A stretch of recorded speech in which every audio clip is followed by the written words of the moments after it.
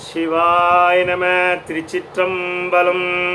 தென்னாளுடைய சிவனே போற்றி, எந்நாட்டவர்க்கும் இறைவா போற்றி. மாணிக்கவாசக சாமிகள் திருவடிகள் போற்றி போற்றி. திருவாசகம் குழைத்த 10 9வது பாடல்.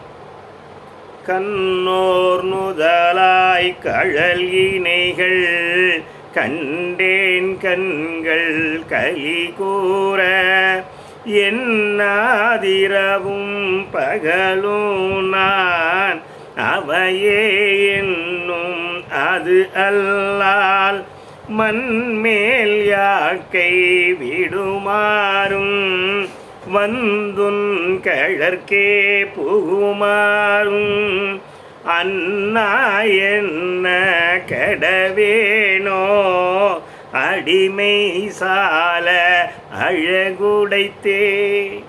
கண்ணோர் நுதலோய், நெற்றிக்கண் உடையவனே, கழனிகள் கண்டேன், கழல் இணைகள் கண்டேன், உன்னுடைய திருவடிகளை கண்டேன். கண்கள் களி கூற, என்னுடைய கண்கள் எல்லாம் கூர்ந்து சந்தோஷம் அடையும்படி கண்டேன், இன்பம் மிகும்படி கண்டேன்.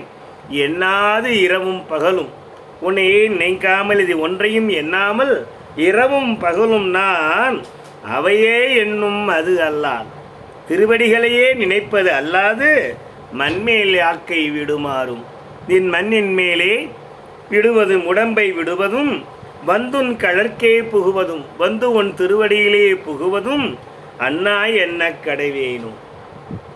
உன்னை நினைத்து கொண்டே இருப்பேன். நினைக்க உன் உரிமை உடையவனா, அடிமையாக எனக்கு அந்த உரிமை உண்டா? உடையே நீ. அந்த அடிமைத்தன்மை மிகவும் இனிமையானது, மிகவும் அழகுடையது.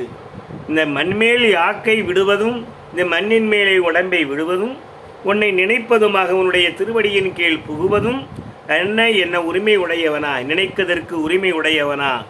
அப்போ நினைப்பதற்கு உரிமை உடையவன் என்றால் அந்த அடிமையாக இருப்பதற்கு நான் மிகவும் அழகுடையதாக இருக்கும். இவ்வுடம்பை விட்டு உயிரை பிரித்தலும் உயிரை தன்னடியில் சேர்த்தலும் இறைவனது செயல். இறைவனுடைய செயல் உயிரை பிரித்தல், அதை தன்னுடைய திருவடியில் சேர்த்தலாகும். அதனால் அதனை பற்றி நினைக்க அடிமையாக நமக்கு உரிமை இல்லை. எனவே திருவடியை எண்ணியிருத்தலேயே கடன் என்பதாகும். சிவாய நம. திருச்சிற்றம்பலம்.